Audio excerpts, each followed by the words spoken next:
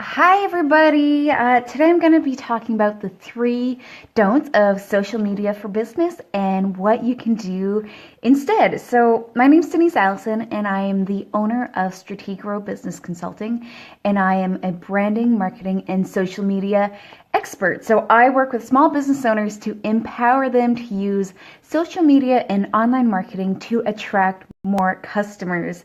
So there's so much information everywhere about how to use online marketing and social media to grow your business, and some of it is legitimate and some of it is not so much. So today I want to clarify a few things and share some do's and don'ts to make sure that you're on the right track with your social media marketing. So before we get started, I want to hear from you. So if you're watching, let me know what type of questionable do's or don'ts you've heard when it comes to social media marketing and using online marketing to grow your business. So share that right there in the comments and let me know what types of things you've heard, and hopefully we can clear some of those up. So if you find the content of this video valuable, please share it with your friends and share the love. So today's topic, 3 don'ts of social media for business. So the reason I'm doing this video is a couple weeks ago, on 2 separate occasions from 2 different business owners who I know don't at all run in the same circles, I was asked a very similar question, and it was they had heard that sharing their post from their business page to their personal profile was bad, and it would have a negative impact on their page, and that Facebook could potentially shut down their page. So I had never heard of such a thing before, and in my experience, I've seen the opposite. So if I share a page from or a post from my business page to my personal profile, generally it can increase the reach, and it can reach a few more people who aren't necessarily watching everything that I do on my business page. So I explain that to them, and that as far as I know, sharing something from your business page to your personal profile is fine, as long as you don't share absolutely every single post you put out there, because that would be pretty annoying, right? So since I don't claim to know everything, I did a bit of research in it, and I also talked to a few friends who also specialize in social media, and I really didn't find anything that said sharing a post from your business page to your personal profile would have any type of negative impact. And they all were on the same page as me that it can increase reach on certain posts, but just don't do it for absolutely everything. So for the people who had asked me about that, you're in the clear. But it made me wonder why such a rumor, if you will, why such a rumor would begin. But I do know that Facebook has a guideline. They have lots of guidelines, but they do have a guideline that they don't want you to use your personal profile for selling. And by selling, I mean an overt sales pitch saying something like, come buy my thing for $12.95. So that's what qualifies as selling. But if you follow me at all, you know that you shouldn't be doing that anywhere on any of your social media. So you should be in the clear. But sharing an occasional post from your business page to your personal profile on occasion is fine. So you just need to be selective about which ones you're doing to not annoy your friends and your family, because that would have a negative impact. All right, so given that there's so much information out in the world about what to do, what not to do, some of it's legitimate, some of it's not even true at all, and it's been through the telephone, and the sense of what the intention was has changed. Make sure you check your sources and do your research, people. But anyway, I want to make sure that you all know what's good, what's bad, and what's true and what's not. So today we're going to be talking about three don'ts of social media for business. So let's get started with some don'ts. So the first don't is text only. So don't create posts that are only text.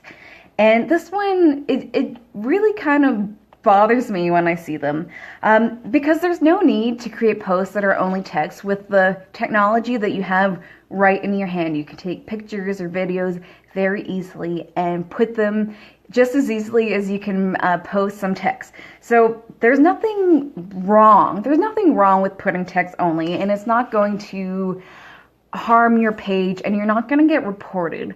But the issue with text-only posts is that barely anyone is ever going to see them. So they're kind of a waste of time. They have the lowest reach of any type of post on Facebook, and that's because people just don't tend to engage with text-only posts. People are visual people, and they're just scrolling through their feeds until something catches their attention. So seriously, think about the way that you look through your newsfeed. If you're anything like me, you're just scrolling along to see what catches your attention. So how often do you stop to read a text-only post? And how often do you stop to read a text-only post from a business page? And I mean, come to think of it, do you ever see text-only posts from business pages? And you probably don't often, and that's because most people don't do it because they know it's slow engagement.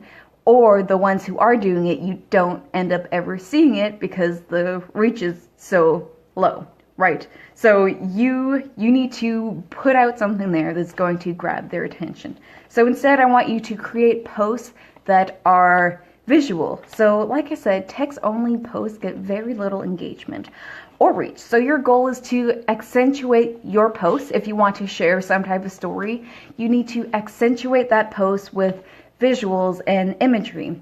And this isn't just putting a stock photo or putting those photos of professional people or those little blue and red wooden people.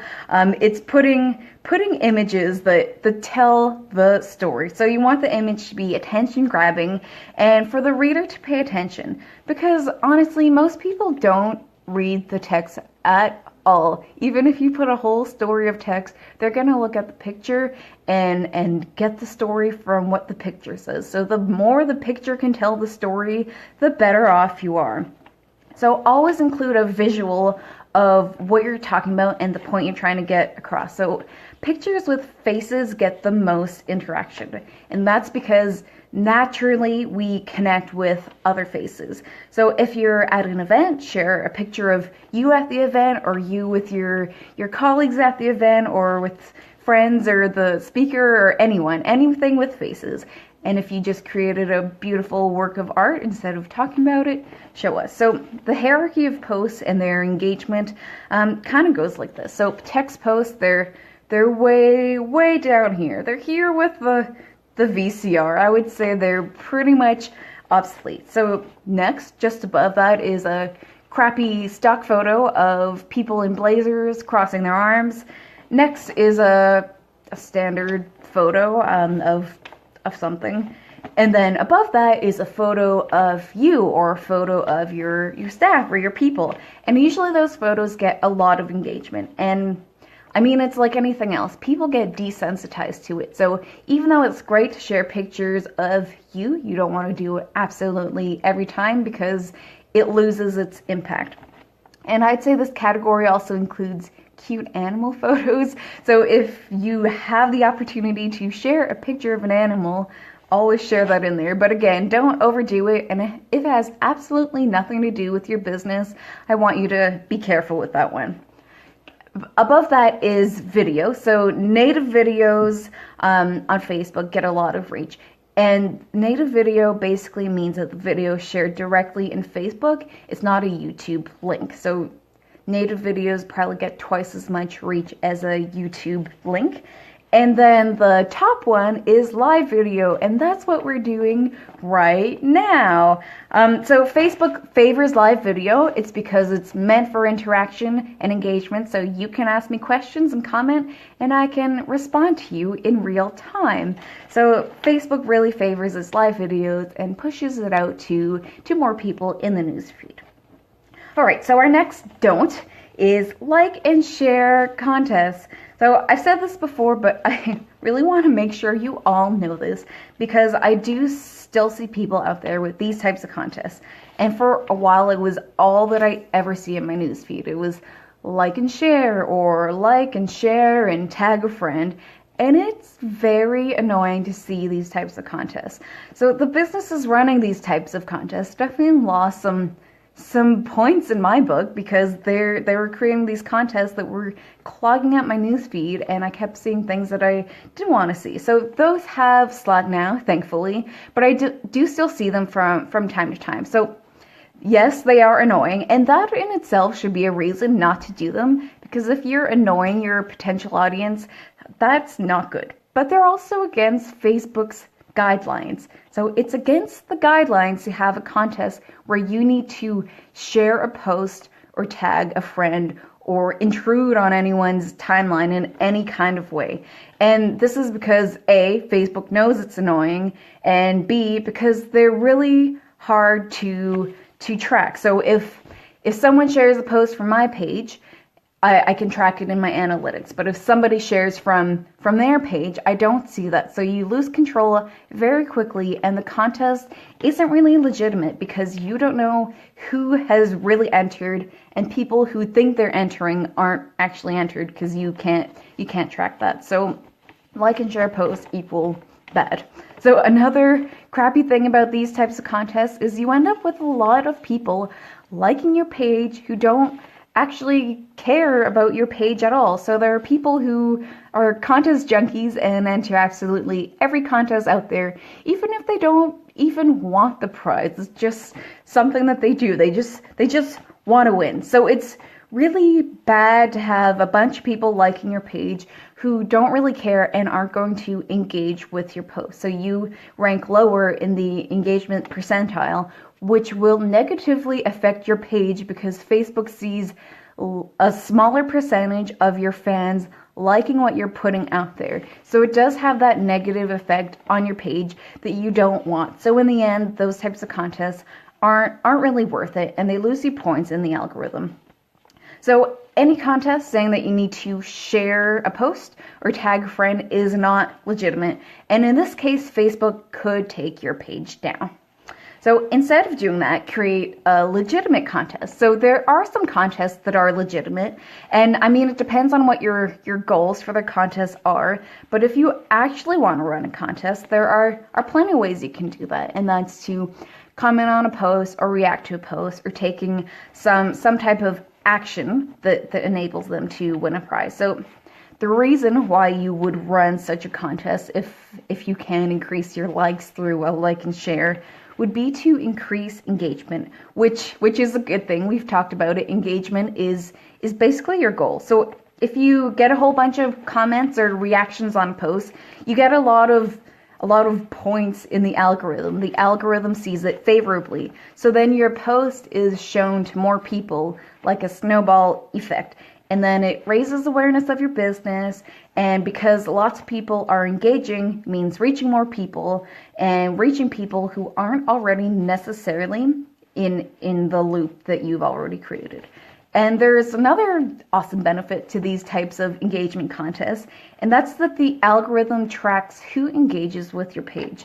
So, and who's most likely to engage with your next post. So if somebody comments on your contest post, it means the next post you put out there, since those people have already engaged with your page in some way, your next post is shown to them because the algorithm sees them as someone who has an interest in what you're putting out there. If you understand what I mean. So it will be rolled out to those people first. So you are capturing them as an interested party. So in the future, they're more likely to see your posts, right?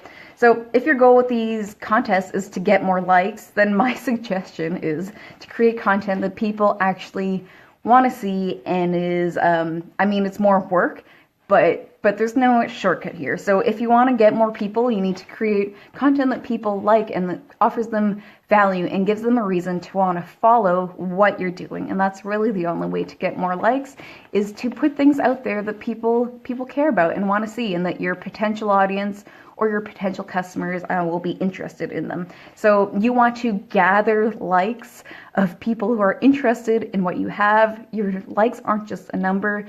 The percentage of your engaged fans is very important as well. So you're going to have to do it the hard way and create content that they want to see, and gain their trust and build relationships with them. So sorry, not sorry. That's just the way it is. Okay, so the third don't create posts that are essentially ads and expect people to see them. So here, this is actually an example of where I should probably listen to my own advice more, but if you follow me, you'll know that I advise against being promotional and salesy on your page. And the reason is because, if you follow me, you know, it's because people don't want to be sold to. If you're on Facebook or Instagram, you're there to connect with your friends or your family, or to see pretty pictures, or to creep on people, or to look at cats. Whatever reason you're there, the point is you're not on Facebook saying, oh, I wonder what I can spend my money on now. So that's number one reason why you shouldn't be promotional. And I won't go into a ton of detail on that. If you want more information, you can check out my video on algorithms, and there are a few other videos that talk about why you shouldn't be promotional or salesy on your social media pages.